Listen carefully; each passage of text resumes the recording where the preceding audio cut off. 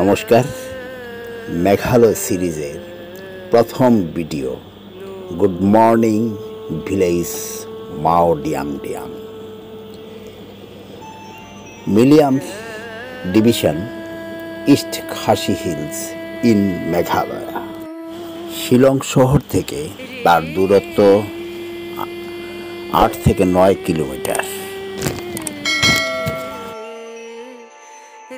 আরেকটা গান খুব মনে পড়ছে এদিকে এসে, আমার মুক্তি আলোয় আলোয় এই আকাশে, আমার মুক্তি আলোয় আলোয় এই আকাশে, আমার মুক্তি আলোয় আলোয়।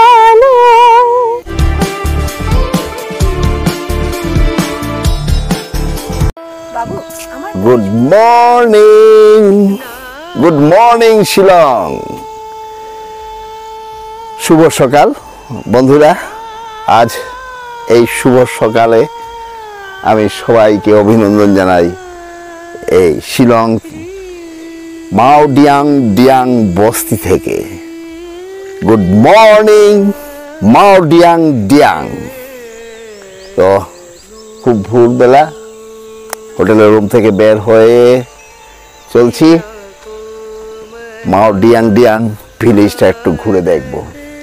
আর আমার সঙ্গে আছে মেয়ে পাপিয়া। মর্নিং। তো আজ এই সকালবেলা এক্সপ্রেশন মনটা কিরকম, কি মনে হচ্ছে? খুব সুন্দর হাওয়া, ঠান্ডা হাওয়া একটা আছে, এত ঠান্ডাও না আর গরম তো নাই, কিন্তু এক্সিলেন্ট চারিদিক, মানে এত সুন্দর ভিউ, মানে এটা কল্পনা করা যায় না। এখানে কিন্তু ভোর 4টার সময় পুরা পরিষ্কার হয়ে গেছে আকাশ, একদম সুন্দর। 4টা কি বলছিস? হ্যাঁ 4টার সময়। আরো ভোরে আমি যখন 4টার আগেই দেখেছি মানে পরিষ্কার। আচ্ছা এই দিকটা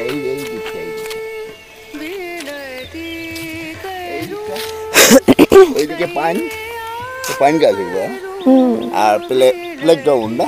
হ্যাঁ এখানে ছেলেরা বিকালবেলা ফুটবল খেলে। আচ্ছা, তো ওইদিকে যাই না? খুব খুব ভাল লাগছে। কেউ যদি আসতে চায় এই জায়গাটা বেস্ট, মানে যদি ভিড় ভাট্টা ভালো না লাগে তাহলে এইদিকে এসে আর কি, মানে একদম এক্সিলেন্ট জায়গা। আমি যদি আবার আসি এখানেই আসবো, এত সুন্দর জায়গা। হ্যাঁ এখানে একটাই প্রবলেম হলো, তুমি এখানে কমিউনিকেশনের একটা প্রবলেম হলো, মানে এখান থেকে নেগ্রিমস পর্যন্ত কিছু পাওয়াটা ভীষণ কষ্টকর। এরপরে নেগ্রিমস থেকে অন্য কিছুতে মেইন টাউনের দিকে যেতে মানে আসলে পুলিশ বাজার থেকে ধরবেন নেগ্রিমস আর এই মাও ডিয়াং ডিয়াং বস্তিতে আসতে হলে প্রায় 350 টাকা একটা রিজার্ভ, 300 টাকা, 350 টাকা, 400 টাকাও নিয়ে নেয়। সন্ধ্যার পরে ট্যাক্সি রিজার্ভ নিতে হয়। নিজের গাড়ি থাকলে খুব ভালো, ভীষণ ভালো। নিজের গাড়ি থাকলে যদি কেউ নিজের গাড়ি, এদিকে এখানে আসতে গেলে সবচেয়ে বেস্ট অপশন হলো নিজের গাড়ি নিয়ে আসা, তাহলে এই কমিউনিকেশনের প্রবলেমটা থাকে না। একটা সুন্দর ন্যাচারাল ভিউ,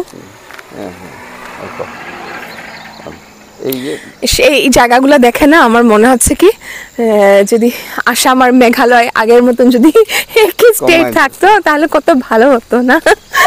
আমি তো ডেফিনেটলি ট্রান্সফার নেওয়ার চেষ্টা করতাম এদিকে, আমাকে কোনো গ্রামে দিয়ে দেখ, কোনো প্রবলেম নাই।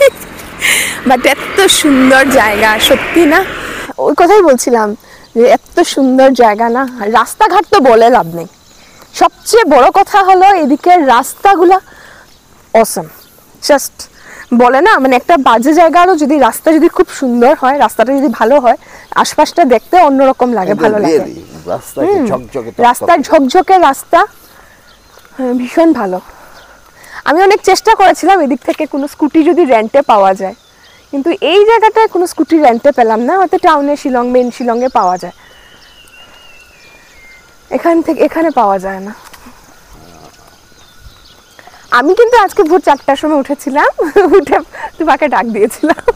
আর আরেকটা কথা কালকে জানলাম, খুব সম্ভব এদিকে ওরা নিউ শিলং এস্টাবলিশ করতে যাচ্ছে। আচ্ছা হ্যাঁ এটা এক্সটেন্ড করতে যাচ্ছে এই দিকটা নিউ শিলং, কারণ শিলংটা মেইন টাউনটা ভীষণ ঘিচিমিচি হয়ে গেছে, কনজেস্টেড হয়ে গেছে, যার জন্য এখন সব গভর্নমেন্ট অফিসগুলো ওরা এদিকে চেষ্টা করছে আর কি। যে যেমন সামনে একটা সিবিআই এর ওদের সেন্টার আছে, সিবিআই, এরপরে হেডকোয়ার্টার, সিবিআই হেডকোয়ার্টার আছে। হ্যাঁ তারপরে এদিকে কি বললো নতুন আইআইটি না, হ্যাঁ আইআইএমও কিন্তু এদিকেই। সুন্দর ভিউ পাওয়ার জন্য, সুন্দর জায়গায় যাওয়ার জন্য খুব বেশি দূর যেতে লাগে না আমাদের। হ্যাঁ করিমগঞ্জ থেকে কয়েক স্টেপ দিলেই না, এই কথা বলছি না, বলছি যে মানে করিমগঞ্জ থেকে শিলং একটু 2-3 দিনে, যেমন আমি ছুটি পেয়ে চলে এসেছি এক্স্যাক্টলি সেম খুব ভালো লাগছে। আর এত ভালো লাগছে কি বলবো, এশিয়াতে বিরাট একটা হট ওয়েভ চলতেছে, এত গরম। আর হ্যাঁ যার জন্য শিলংয়েও এর প্রভাব পড়েছে, বাট এতটা না। হ্যাঁ গ্লোবাল ওয়ার্মিং চারিদিকেই হচ্ছে গরমের, এখানে তো অনেক ভালো। আমি একটা হালকা সোয়েটার পরে আছি, বাবু একটা সোয়েট শার্ট পরে আছে। কালকে রাত্রেও আমরা অনেক সময় বাইরে বসেছিলাম, আমাদের লজের বাইরে চাঁদ উঠেছিল, খুব বাম্পার লাগছিল। এখানে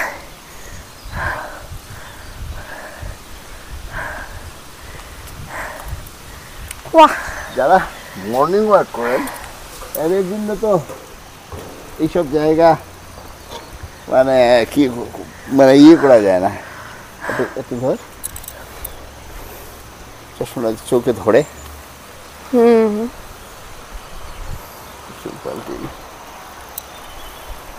কিসের শব্দ হচ্ছে? খুব সময় জল পাস হচ্ছে, পাহাড়ের জলগুলা সব এদিক দিয়ে পাস হচ্ছে। এদিকে যাওয়া যাবে নাকি? না না এদিকে নামবে না, আরো না রেস্ট্রিকশনের জন্য না, এই সাইডটা ডেঞ্জারাস। হ্যাঁ কারণ গার্ড দেওয়া আছে দেখুন। এটা এখানে একটা ঘন জঙ্গলের মতন, পাইন গাছ, আরো কি গাছ সামহাও। আর নিচে রাস্তা আছে একটা ওই পাশে। হ্যাঁ এটা খুব সম্ভব আইআইটিটা কি এদিকে আছে না, একটা হালকা আমরা কলকল একটা পাহাড়ি নদী বা পাহাড়ি পাহাড়ি নদী হবে বা পাহাড়ি জলগুলো সব নিচে নামছে, যার জন্য একটা খুব সুন্দর একটা শব্দ আমরা পাচ্ছি। এখান থেকে বোধহয় দেখা যাবে। হ্যাঁ এখান থেকে নিচটা দেখা যাবে, আর নিচে নামবে না। এই এখান থেকে দেখা যাবে খুব সুন্দর। ওখান থেকে বসা, যদি পা ঝুলিয়ে বসা যেত। এখানে এমন কিছু আসছে না।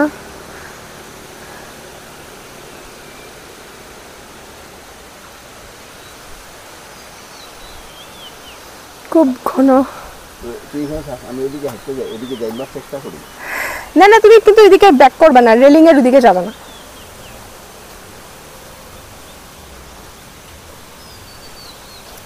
আমরা কিন্তু যাচ্ছি যে রাস্তাটা, এটা হলো মাওডিয়াংডিয়াং টু নেগ্রিমস। হ্যাঁ এটা হলো মাওডিয়াংডিয়াং, আমাদের রিজালস থেকে নেগ্রিমস পর্যন্ত যে রাস্তাটা গেছে ওই রাস্তাটা। এটা একটা আপ আমাদের প্লেনসের কি এখন একটা সাইডটা দেখা গেছে, আস্তে আস্তে মুভ করেছি। ওই দেখুন আমরা কত নিচের থেকে উপরে উঠছি। হ্যাঁ যারা আমরা প্লেনসে থাকি, আমাদের প্লেনসের মানুষদের জন্য আপে ওঠাটা কত কষ্টকর এটা বুঝাতে পারবো না। দেখুন কি সুন্দর জায়গা, এক্সিলেন্ট, জাস্ট আমি বুঝাতে বলতে পারবো না। এটা মানে সত্যি মানে ভারতের যত আপনার লাইফে যত প্রবলেম থাকুক না কেন, যত মানে মাঝে মধ্যে এরকম 2-3 দিনের জন্য এইসব জায়গা মানে কি বলবো, অক্সিজেন, মানে পুরো অক্সিজেন, একদম ফ্রেশ অক্সিজেন। মন শরীর সব ভালো করে দেয়, খুব ভালো লাগছে বিশ্বাস করুন। তো থাকবেই, কি বল, আমাদের প্রবলেম তো থাকবেই মানুষের জীবনে, মানে জীবন মানেই তো প্রবলেম। কিন্তু এই প্রবলেমের মধ্যে যদি কিছুটা দিন মানে বছরে নিয়ম করেও এক একটা সময় সিজনে এইরকম জায়গাতে, মানে not only this area only, এইরকম জায়গাতে যদি আসা যায়, মনটা একদম মানে রিফ্রেশ করে নেওয়া হয়, মানে যেটাকে বলা হয় যে কি করে রিফ্রেশিং করি আমরা আমাদের সফটওয়্যার রিবুট করা। হ্যাঁ পুরো আমাদের মানে কি বলবো, আরো একটা এনার্জি নিয়ে আবার চলা যায়, আবার করা যায়। হ্যাঁ হ্যাঁ, আমরা কালকে যখন হাঁটছিলাম তখন কিন্তু এই জায়গাগুলোতে আসতে আমাদের অনেক কষ্ট হচ্ছিল। আমরা খুব সময় রং সাইডে হাঁটছি।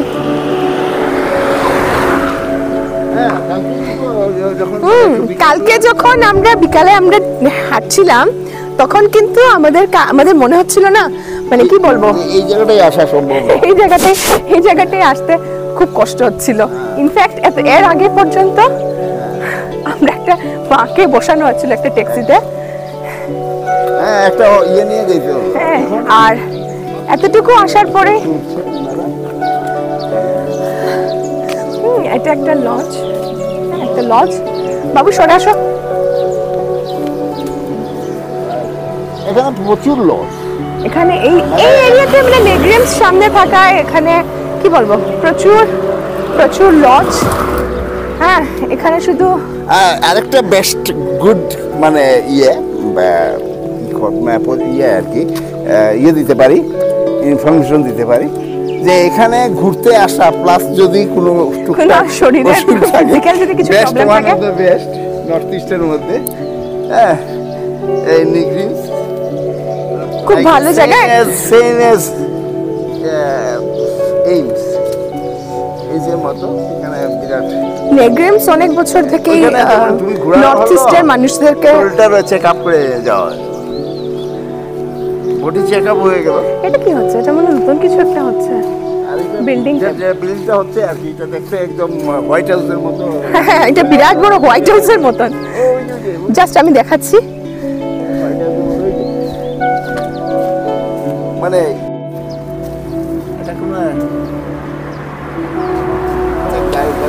এটা পুরোটা এখন দেখা যাচ্ছে না, বাট খুব সময় গভর্নমেন্ট কিছু একটা হবে, কারণ কালকে আমাদেরকে ওই যে ট্যাক্সি ড্রাইভারটা বলছিল, না সিবিআইটা তো অপোজিটে ছিল, এটা বিরাট বড় কিছু একটা খুলছে, ঠিক আমি শিওর না কি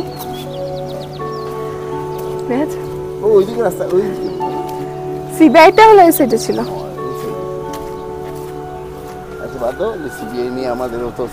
না সিবিআই না, আমি বলছি যে কথা হচ্ছে। হ্যাঁ এই দেখুন, একটা মিনিট বাবু।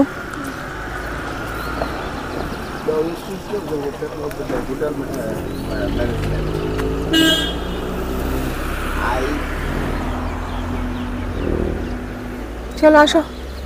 IIM যেটা আগে বলছিলাম, ইন্ডিয়ান ইনস্টিটিউট অফ ম্যানেজমেন্ট, হ্যাঁ IIM এর গেস্ট হাউস, এগুলো সব এখান থেকে হ্যাঁ দেখা যাচ্ছে।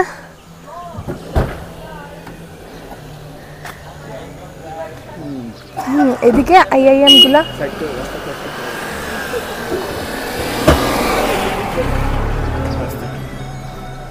ওই সাইডে পার্ক করে নেই বাবু, এই সাইডটা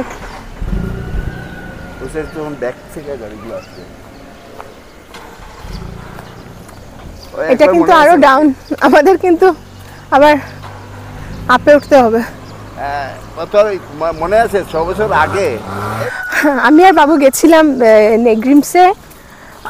নেগ্রিমসের কাছে গেছিলাম, তো আমরা আজকে থেকে যখন আমরা 6 বছর আগে এই রাস্তা দিয়ে এসেছিলাম, মানে এই রাস্তা দিয়ে না অ্যাকচুয়ালি, আমরা নেগ্রিমস থেকে মাউডিয়াং লজে যাচ্ছিলাম, তখন বাহ বাহ বাবা দেখো মানতে লাগে।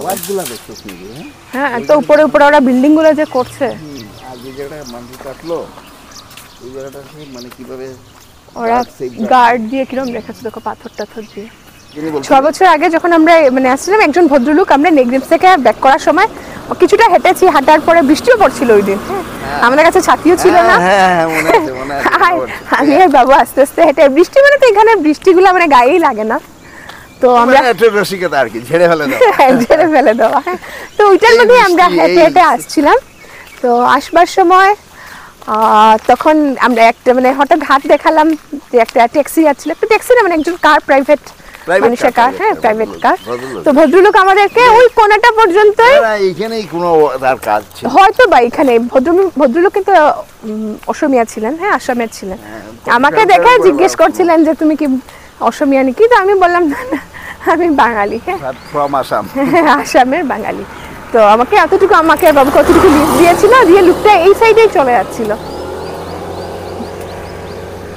এদিকেই IIM, Indian institute of management. আমরা এই পর্যন্ত লিফট মানে তখন এই জায়গাটা এইগুলো একদম মানে ইনকমপ্লিট। পুরা সত্যি মাইন্ড রিফ্রেশিং পুরা। ওই দেখো বাবু, আমরা ওই জায়গাটা থেকে দেখছিলাম এই রাস্তাটা। এই দেখো দেখো দেখো, ওই ওই ওই জায়গাটা থেকে আগে যে রাস্তাটা দেখেছিলাম, হ্যাঁ হ্যাঁ হ্যাঁ হ্যাঁ ওই দেখো রেলিংটার থেকে আমরা এই রাস্তাটুকু দেখেছিলাম। ওই যে হ্যাঁ ওই, ওই ওই ওই, ওই ওই, রেলিংটার ওই, থেকে, ওই, তুমি ওই, ওই রেলিং থেকে আমরা এই রাস্তাটা দেখছিলাম। আসো।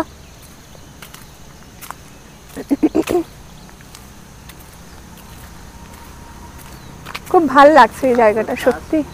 আরো অন্যান্য গান তো পাপিয়া এই পাহাড়ের মধ্যে বা এই ইয়ের মধ্যে একটা রবীন্দ্রসঙ্গীতের, কারণ অন্য গান তো আবার কপিরাইট হয়ে যায়, তো রবীন্দ্রসঙ্গীত একটা শোনা। কি বলবো, এখানেতে এসে মনে হচ্ছে মানে এই চারিদিকে এত সুন্দর দেখে না। আচ্ছা, এখানে একটা জিনিস আমি রবীন্দ্রসঙ্গীত যখন রবীন্দ্রনাথ নিয়ে একটা কথা বলছি, তখন একটা শিলং কিন্তু রবীন্দ্রনাথের মানে লাবণ্য এই কথা মনে পড়বেই, সবাই মনে পড়বে। মানে শিলং মানে রবীন্দ্রনাথ, আর রবীন্দ্রনাথ বলতেই শিলং, শিলং এবং শেষের চিঠি, শেষের কবিতা, শেষের কবিতা। ইয়া ভুল হয়ে গেছে, সরি, থ্যাংক ইউ পাপিয়া। একলা বন্যে পূর্ণ প্রাণ প্রাণে সোহে, একলা বন্যে পূর্ণ প্রাণ প্রাণে সোহে, আনন্দ বসন্ত সমাগমে,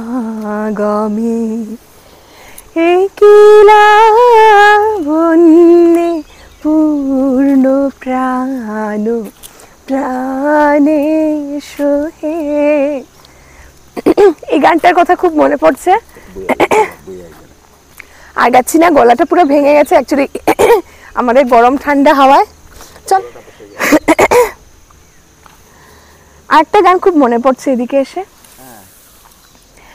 আমার মুক্তি আলোয় আলোয় এই আকাশে, আমার মুক্তি আলোয় আলোয় এই আকাশে, আমার মুক্তি আলোয় আলোয়।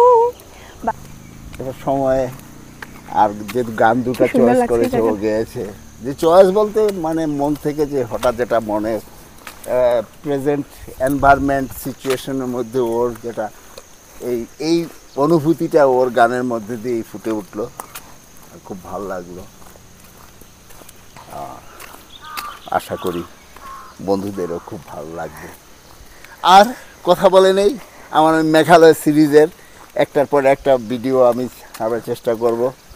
আর যারা মেঘালয়ে আসেননি তারা নিশ্চয়ই মেঘালয়ে আসবেন। নট ফর অ্যাডভার্টাইজমেন্ট, আমি ট্যুরিজমের অ্যাডভাইস কিছু বলছি না, সত্যি অবসর যাপন করে যাবেন। এই গরমের মধ্যে সত্যি এই জীবনের ক্লান্তিকর কোলাহল এসব থেকে অল্প একটু সময়ের জন্য, কিছুটা সময়ের জন্য যদি আমরা রিলিফ পেতে চাই, এর জন্য আমাদেরকে আসতে হবে, আসা উচিত।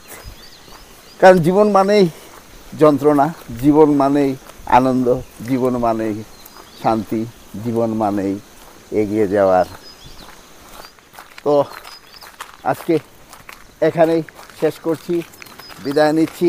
খুব খুব ভালো থাকবেন, সঙ্গে থাকবেন, আর কি বলিস তুই? নিশ্চয়ই আবার দেখা হবে।